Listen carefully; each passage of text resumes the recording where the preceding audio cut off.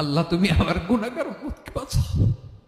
এই দুনিয়ার বুকে রব্বুল আলামিন সব নবীকে একটা করে দাওয়া মুস্তাজাবা দিয়েছেন, মানে যে দোয়া করলে কবুল হয়ে যায় সাথে সাথেই। দুনিয়ার সব নবীরা ওই দোয়াটা দুনিয়ায় করে ফেলেছে। বিশ্বনবী বলবেন, আল্লাহ ওই স্পেশাল দোয়াটা দুনিয়াতে করি নাই, আজকে আমি তোমার দরবারে দাঁড়িয়ে কিয়ামতের দিন ওই দোয়াটা করছি। আল্লাহ আমার যে উম্মতের হৃদয়ে যাররা পরিমাণ ঈমান আছে, আমার একটা উম্মতকেও তুমি জাহান্নামে ঢুকাতে পারবা না।